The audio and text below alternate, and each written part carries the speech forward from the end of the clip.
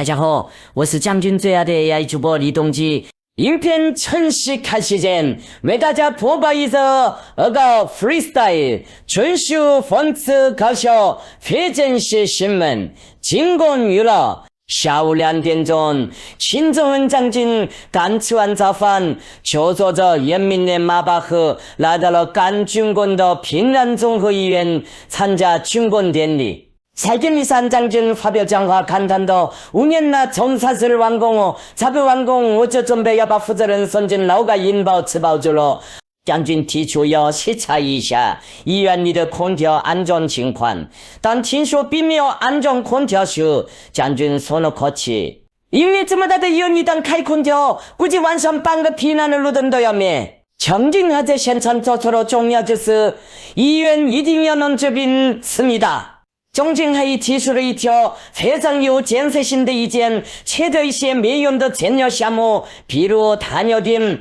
将军认为，目前北韩已经基本上消灭了糖尿病。将军说，他前段时间到采取突然反映民众都想了减肥，一个个身材都非常苗条습니다。看来目前全国只有将军一个糖尿病患者了，糖尿病已经成为了将军的全科战略项目。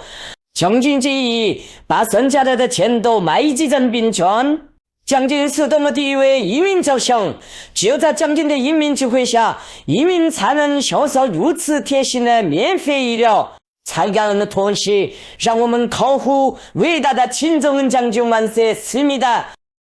北韩宣传下的免费医疗能有多夸张？在上世纪80年代的一部北韩洗脑宣传片中，就已经有用直升机专门飞到荒山野岭运输病人的画面了，意在表明，在北韩人人都能享受到与金将军一样的专机接送服务，而且完全免费。相信有很多对北韩所谓免费医疗充满向往的人，已经开始心潮澎湃的想成为一个北韩人了。意淫自己如果身在北韩的话该多好，自己就会沐浴在将军的恩情下，享受到有直升机接送的免费医疗服务。那么，如果你有幸出生在北韩，享受到将军赐予的不花1分钱的所谓免费医疗，当你生病的时候，你会经历怎样的看病之旅呢？欢迎打开 Zero 档案，感谢您的订阅支持。下面就带你到北韩感受将军的恩情，体验一下北韩的免费医疗。近代世界上最早使用免费医疗一词的国家是前苏联。苏联在1936年通过的新宪法中规定了免费医疗。苏联实行由国家机构担任承保人，征收保险费，支付保险金的全民社会保险制度。保险费全部由使用单位党政机关、国营企业、集体农庄负担。治疗期间，患者没有任何负担。当然，免费2个字只是为了宣传共产主义优越性的说法，实际上羊毛还是出在羊身上，只不过不直接体现在每个人身上而已。作为向老大哥苏联看齐的北韩，当然也要学习这一套所谓的免费医疗。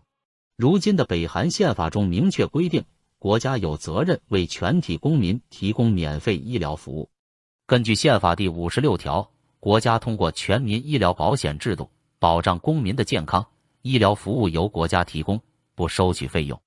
北韩的公共卫生法还进一步规范了医疗服务的提供方式，强调国家对医疗资源的集中管理和免费分配。该法律要求医疗机构为所有公民提供平等的医疗服务，覆盖从基础诊疗到住院治疗的各项服务。那么，北韩这一套听上去很诱人的免费医疗制度是怎么发展而来的呢？二战结束后，在苏联与一众东欧共产国家实力雄厚的支持下，北韩扩大了国营医疗机构，同时也允许一些私立医院运营，兼具资本主义和社会主义的元素。然而，1953年后，北韩所有私人医院和设施都被国有化，建立了国家主导的医疗保健体系。1956年开始实施无上治疗制，也就是免费医疗制度，公民仅需缴纳工资的1%作为社会保险费，国家以此为主要财源，支持免费医疗和教育等福利项目。这一政策通过中央计划经济实现，国家将医疗预算纳入财政规划，医疗设施和人员由国家统一管理。免费医疗被宣传为社会主义优越性的象征。北韩政府通过媒体和教育强调，这是来自金日成主席的关怀，将医疗福利与领袖崇拜结合。这一时期，北韩经济在苏联的支持下相对稳定，工业化和农业集体化为医疗体系提供了财政支持。1960年，北韩召开的第2届最高人民会议决定对北韩全体居民实行免费医疗制度，并强化高丽医学和区域医师制度。高丽医学是朝鲜的传统医学，属于中医的一个分支。之所以要发展传统高丽医学，主要的原因是，以当时北韩的医生、护士等专业医疗人才的数量，还不能真正实施免费医疗制度，国家的财政也绝对不足以承担医疗福利的责任。但是由于金太阳迫不及待地要让北韩人民感受到来自将军的关怀，所以廉价的高丽医学被当作治疗疾病的狗皮膏药，而且高丽医学用来治病的草药满山遍野，很容易获取。北韩将高丽医学定义为朝鲜民族在历史长河中创造的传统医学，利用独特的治疗方法，为治疗疾病、增进健康做出了贡献的宝贵医学遗产。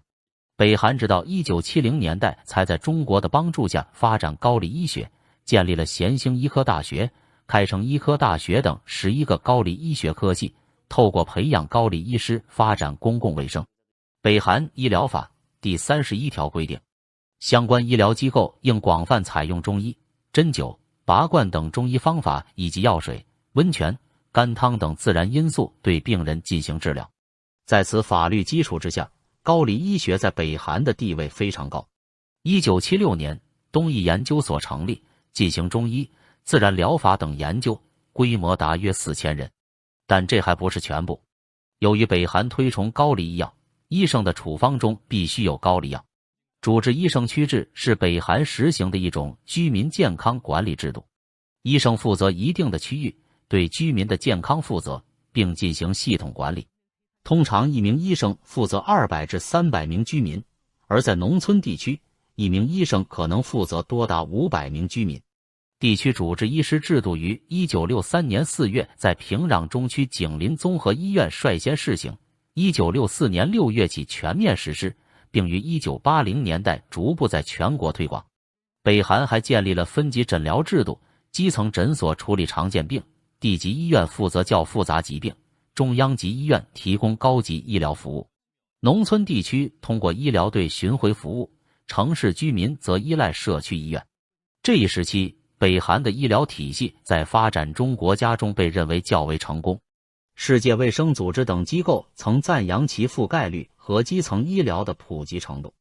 到此为止，你会觉得一切都还不错。确实，在上世纪70、80年代，北韩经济在苏联和东欧国家的援助下保持相对稳定，医疗预算充足，药品和设备供应也较为充足。但是自1990年以来，苏联解体后，北韩彻底失去了靠山，北韩遭遇苦难行军，经济极为困难，免费医疗制度难以继续推行。医疗配给是透过剥削工人的薪水来实施的，免费治疗实际上是以有偿治疗的形式实施的。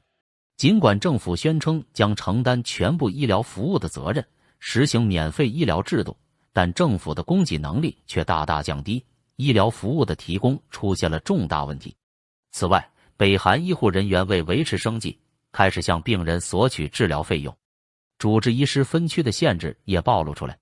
北韩曾自豪地推行区医制度，称其为唯一把卫生机构和卫生人员直接联系群众的基层组织形式，负责辖区内全体居民的医疗卫生工作，包括治疗、预防、宣传、教育、卫生以及妇幼保健、结核病、性病、寄生虫病等。然而，1980年代末期社会主义国家解体，苏联解体以及90年代北韩的经济困难，使得医生负责区制无法有效运作。此外，在朝鲜，为了让人觉得身体健康，隐瞒患者实际病情的倾向很强，往往在病情恶化后才进行治疗。苦难行军后，各地医学院的学生们也需要到附近的农场劳动，这大大降低了医学生的专业水平。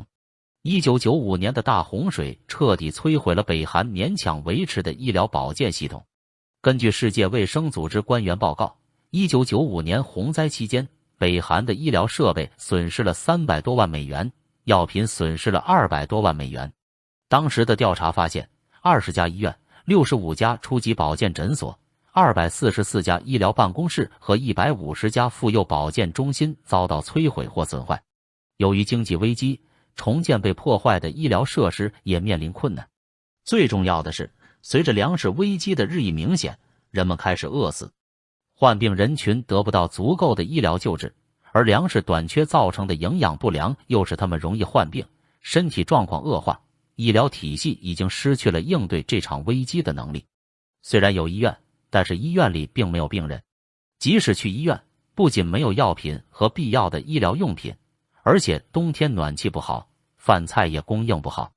前往医院的交通可能并不总是顺利的。防疫、疫苗接种等预防工作也减少到了最低限度。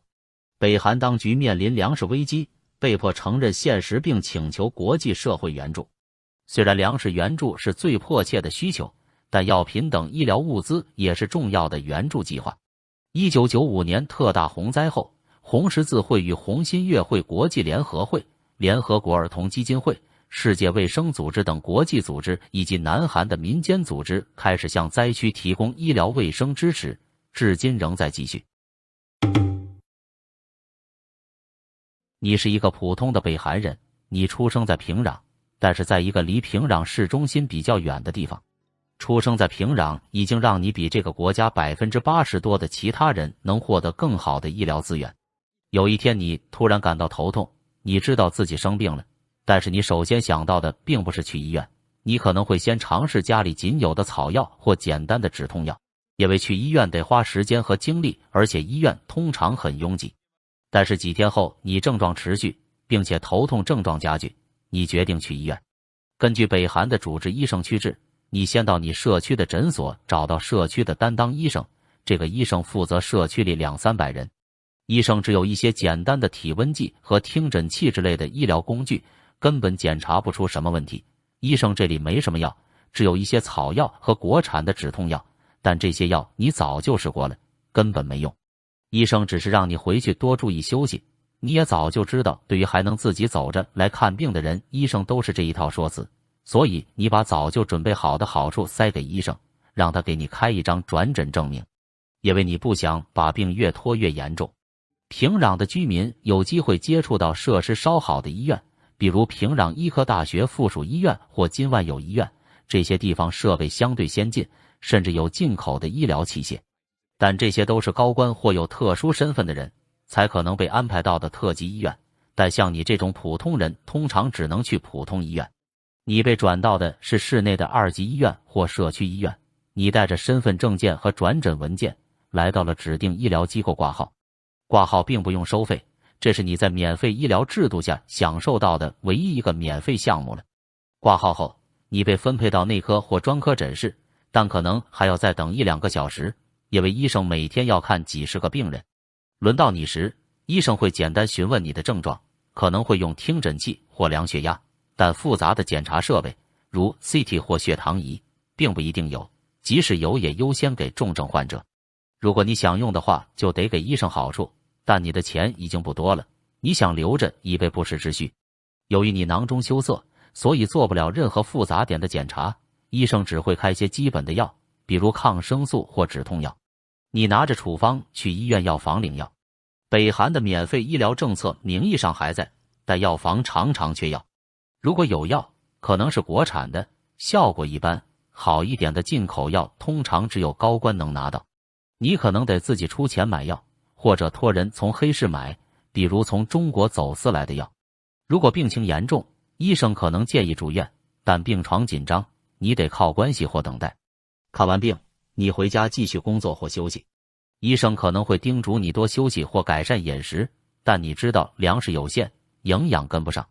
如果是慢性病，你可能得定期回医院，但因为交通和时间成本，你最终还是选择忍着，除非症状很严重。而如果你很不幸出生在北韩的农村，比如偏远的咸镜北道或黄海道的农村，身体不适时，第一反应是忍耐。农村的医疗条件很差，很多人习惯用传统草药或家传偏方，比如用大蒜或生姜熬水喝。你知道去医院可能没用，因为药和医生都缺，只有症状严重到无法工作时，你才会考虑看病。农村的诊疗所是你的主要选择，但这些地方通常只有1-2名医生，甚至可能是半路出家的赤脚医生。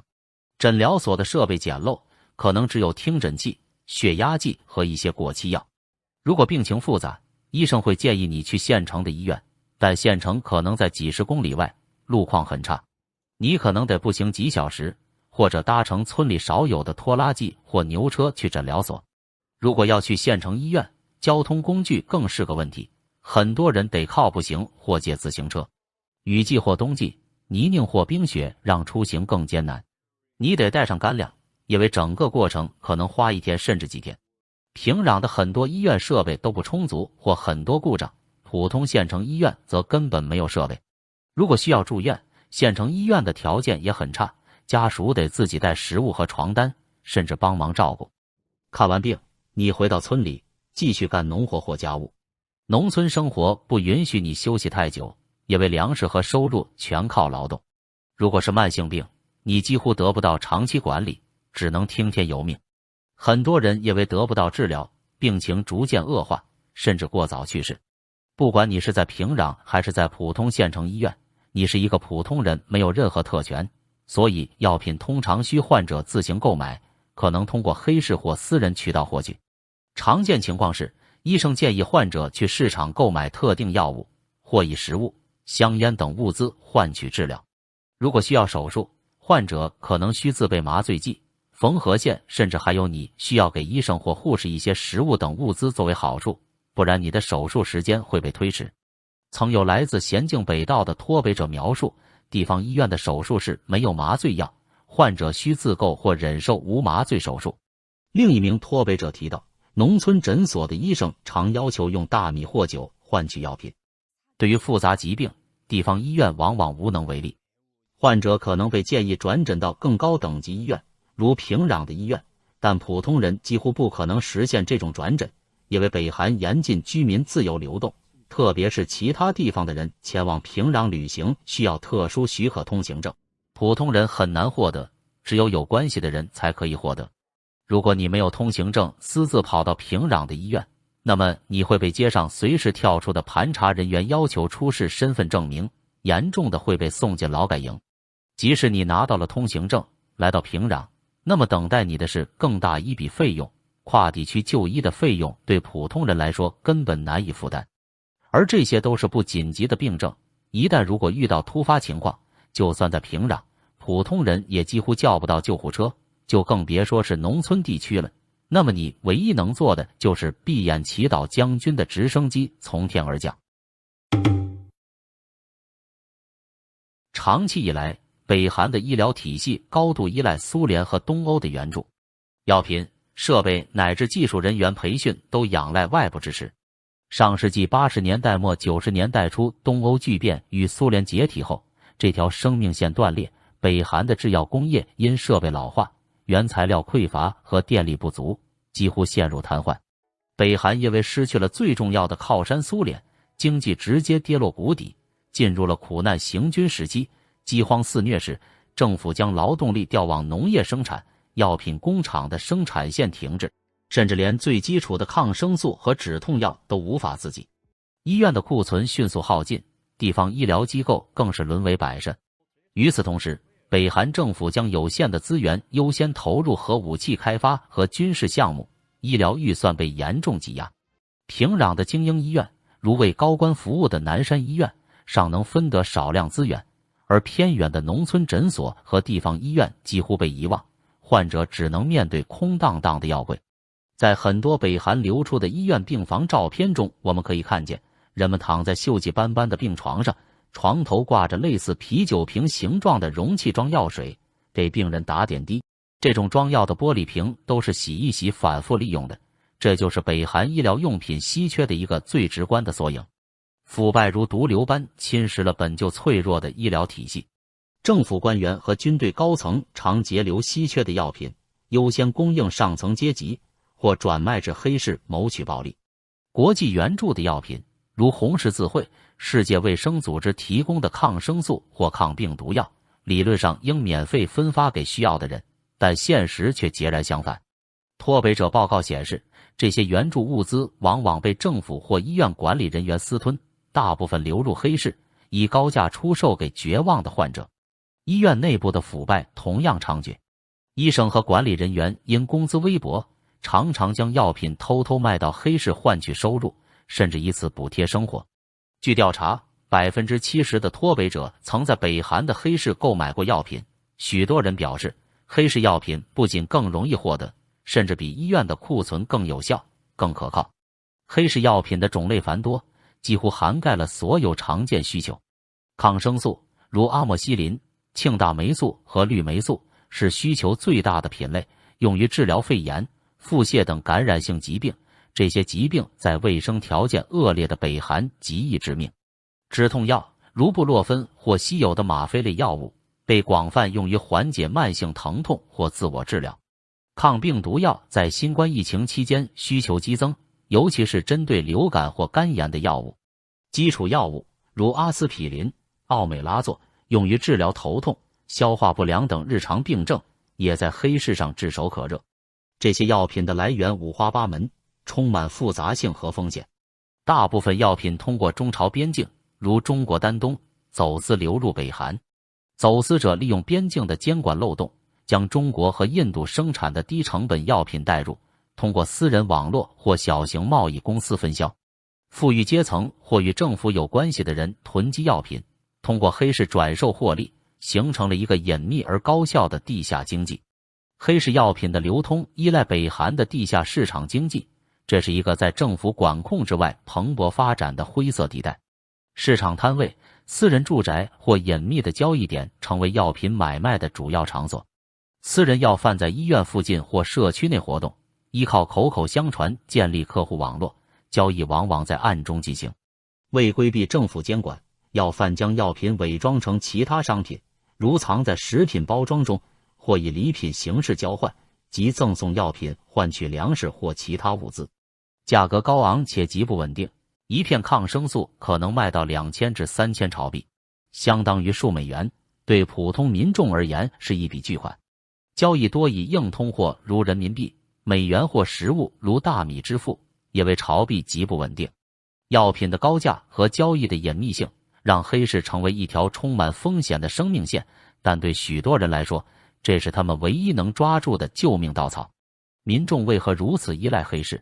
答案在于医院的无能与腐败。尽管北韩法律规定医疗免费，现实却充满讽刺。医院普遍缺乏基本药物，患者即使有处方也无药可拿。调查显示，近40%的脱北者表示，药品短缺是他们无法获得医疗的主要原因。地方医院的条件尤为恶劣，手术可能在无麻醉情况下进行，患者痛苦不堪。医院还普遍要求隐性费用，如贿赂医生或管理人员，才能获得服务或药品。这些非正式费用的成本有时远高于黑市交易，让许多人望而却步。相比之下，黑市提供了多样化的药品选择，交易直接且快速，无需繁琐的官僚程序。尤其在交通不便的农村地区，前往医院可能是数小时的艰难跋涉，黑市几乎成为唯一选择。还有一个更重要的原因在于，民众对北韩所谓免费医疗的信任的崩塌。医疗体系的失败让民众对医院失去信心，自我诊断和治疗成为常态。许多人根据症状自行判断，认为肝不好或胃不好，直接在市场上购买抗生素或止痛药。超过55%的脱北者曾通过市场或街头摊贩购买药物自我治疗，40%以上从私人药贩手中购买。只有在病情严重、出现并发症时，他们才会考虑就医。黑市药品虽是救命稻草，却伴随着巨大风险。市场上充斥着假药和过期药物，部分来自中国或印度的低质量生产，可能毫无疗效，甚至含有有害物质。有脱北者称，某些标榜为抗病毒药的药瓶，实际只是糖浆或无效成分。假药不仅浪费了患者的金钱，还可能导致病情恶化，甚至危及生命。储存条件也是问题，北韩缺乏电力和冷链运输，药品容易因高温或潮湿失效，进一步降低疗效。所以医生反而会建议患者从黑市获取药效更好的走私药品。黑市交易还加剧了社会不平等，富裕阶层或与政府有关系的人能负担高价药物，甚至囤积稀缺的特效药，而普通民众只能购买廉价的假药或过期药。这种不平等在疫情期间尤为明显，抗病毒药和抗生素的价格飙升，只有少数人能买得起。政府试图通过政策遏制黑市，如2022年设定抗生素价格上限，如庆大霉素每支615朝币，并通过突击检查没收药品，处罚要犯。然而，监管漏洞和腐败让这些措施收效甚微。市场管理办公室有时对药贩睁一只眼闭一只眼，甚至收受贿赂。法律风险始终笼罩着药贩和患者，交易被抓可能面临监禁或罚款，但黑市依然无法根除，因为它已成为医疗体系不可或缺的补充。如今，在北韩，许多医学方向的学生都热衷于选择药学专业，因为毕业后能被分配到政府里管理药品的部门，而药品是北韩的稀缺品，他们可以用自己的职权将药品卖入黑市，从中捞取丰厚的油水。在所谓的免费医疗已经崩溃的北韩，如果你不是平壤市中心离太阳最近的特权阶级，那么你一定会体会到什么叫免费的才是最贵的。一般自己还能走到医院的都会被视为轻症，医生也大多会向你隐瞒真实情况，因为如果你只是空手来的话，没有给医生什么好处，那他也没必要给自己找麻烦。所以大多数北韩人只要能喘气，他们还是会自我诊断，不愿去医院给医生塞好处，他们宁愿拿这些钱去黑市买盒止痛药或者抗生素。而绝大多数的北韩人可能都没有什么钱，也负担不起昂贵的黑市药品，他们则会寄希望于自己自学的传统高丽医学，吃草药作为心理安慰剂。所以可以说，北韩免费医疗的尽头就是中医。而当你身患重病不得不动手术时，你即将经历的一切会让你对所谓的免费医疗感到绝望。当病人患病要求上门检查时，医生理所当然的会得到昂贵的香烟、酒和饭菜作为问候，即使诊断和开了药，也会被告知必须另行支付药费。实际情况是，如果病人看起来很有钱，医生就会尽力治疗，但如果病人不富有，医生就会草草结束治疗。曾有报道称，一位到平安南道人民医院做 B 超检查的居民，先向科室主治医生支付了2万韩元，但检查后又向 B 超检查医生支付了3万韩元。该住院医师为此超音波检查支付的费用为往返车费4万韩元、食宿等其他费用5万韩元、超音波诊断费5万韩元，总计19万韩元。这位居民通过 B 超检查被诊断出患有阑尾炎。此后，他向手术主治医生支付了诊断费，并向外科医生支付了10万韩元现金。据报道，他还支付了约8万韩元7天的住院费用，并从市场购买了治疗和康复所需的绷带、消毒剂、抗生素和营养补充剂。最终，在标榜免费医疗的朝鲜，这位居民阑尾炎诊断和手术花费的总费用约为40万韩元，这还不包括药费。考虑到同时期北韩1公斤米售价约5000韩元，这笔钱足够购买80公斤米，也就是说，一个家庭6个月的粮食都用来支付治疗费用了。而这位居民的官方月收入仅为3500韩元。由此可见，北韩的免费医疗制度已经名存实亡。整场手术实际上是由市场体系运作的，如果不支付诊断、手术、治疗等所有过程的实际费用，这个患阑尾炎的北韩居民可能就在反复的疼痛中死去。治疗过程中的风险越高，费用就越高。据称，目前在朝鲜，女性进行子宫切除术需要花费400万韩元。据称，平城白松里一名40多岁的农场女工知道自己患有子宫颈癌，但因没钱而无法接受手术治疗，直至去世一直无人照料在家中。目前，在朝鲜，对于不需要手术治疗的疾病，居民透过向无证医生进行针灸或从市场上购买药物自行治疗。这是因为住院费用太高，难以想象。近年来，非法堕胎手术盛行，有妇女在不卫生的设施中接受堕胎手术而感染，或因无法止血而失去生命的案例。还有平城煤炭大学一名女学生在民间住宅非法堕胎后，因大出血无法止住，当场死亡的事件，引发社会反应。对于如此恶劣的医疗环境，据称北韩民众哀叹自己的生活比动物还不如，像昆虫一样。所以看到这里，大家应该都很清楚北韩的所谓免费医疗是怎么回事。那么，你想来北韩做一场惊心动魄的阑尾炎手术吗？虽然北韩的宪法中明确规定了实行免费医疗制度，但实际上为了免费这两个字，普通的北韩人承受了比不免费还要大得多的代价。免费这两个字看似美好，而造成的结果是只有极少部分的特权阶级才能获得正常的医疗。如果你是个北韩普通人，估计在患重病或者需要急救时，大概率也只能躺在家里空荡荡的床板上，闭眼祈祷金将军的直升机会从平壤飞来拯救你了。